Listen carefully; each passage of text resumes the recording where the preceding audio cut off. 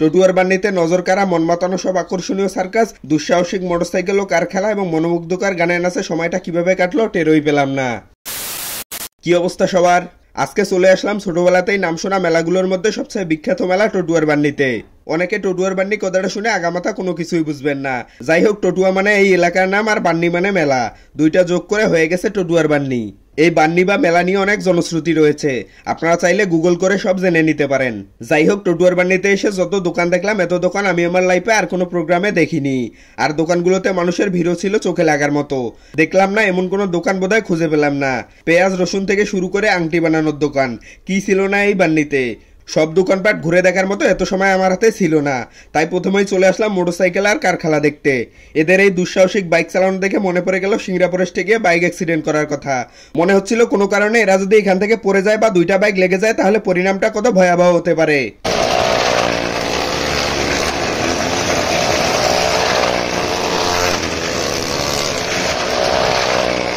কারের ড্রাইভারকে দেখলাম শরীরের বাইরে বের করে দিয়ে কার চালাচ্ছে। ভাইরে ভাই, দেখেই গা শিউরে ওঠার মতো অবস্থা।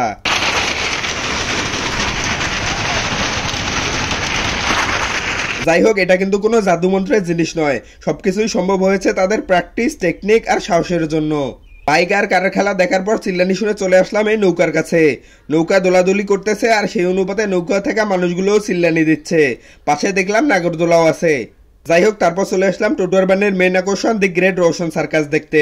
টিকিট কাটার এখানে এরকম ভিড় দেখে সন্দেহ হচ্ছিল আদৌ ঢোকা পসিবল হবে কিনা। 2000 years later অবশেষে দেখলাম কিছুটা ফাঁকা, তাই আর দেরি না করে টিকিট কাটতে গেলাম। 300 টাকা দিয়ে 3টা টিকিট কেটে চলে আসলাম সার্কাসের গেটে। এখানে অনেক ভিড়, তাই আবারও কিছুক্ষণ ওয়েট করার পর আমাদের সুযোগ মিলল সার্কাসের এরিয়ায় ঢোকার। আমার সাথে আছে মামুন আর শাওন। মুখে তৃপ্তির হাসি দেখেই বুঝতেছেন পুরো প্রসেসটা কত চ্যালেঞ্জিং ছিল।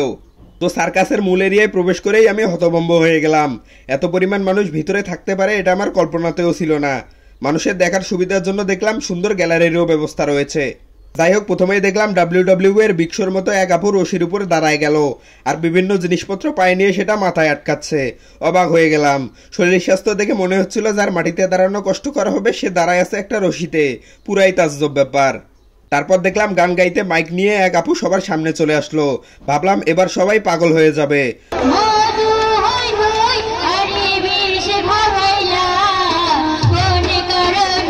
ওনার গানের 2 লাইন শোনার পর আমাদের হাসি থামানো কষ্টকর হয়ে যাচ্ছিল। তারপর আরেকজন আসলেন, ইনি বোধহয় জানেনই না কি গান গাবেন। কোন গানের পর যে কোন গান গাইলেন বুঝলাম না, আর কণ্ঠ পুরাই সিমার্কা।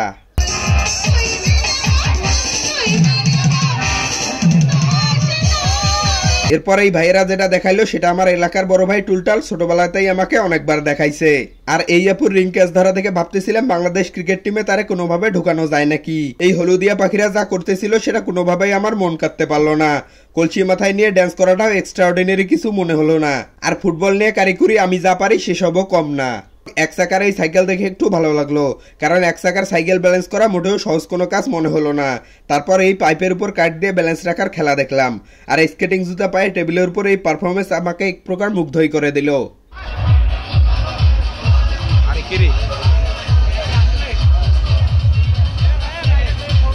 আমরা একটু দেরিতে ঢুকেছি তাই কিছু খেলা মিস করে গেছি। সার্কাস প্রায় শেষ, তাই পারফর্মাররা সবাই একবার ডিগবাজি দিয়ে দর্শকের কাছ থেকে বিদায় নিচ্ছিল। যাই হোক, টটুয়ার বান্নি ঘোরা শেষ, এখন আমাদের বাড়ি ফেরার পালা। ভিডিওটা কার কেমন লাগলো কমেন্টে মতামত জানাতে পারেন। আর যারা যারা এখনো পেজটি ফলো দেননি দ্রুত ফলো দিয়ে দিন। দেখা হবে পরবর্তী ভিডিওতে, সে পর্যন্ত সবাই ভালো থাকবেন। আল্লাহ হাফেজ।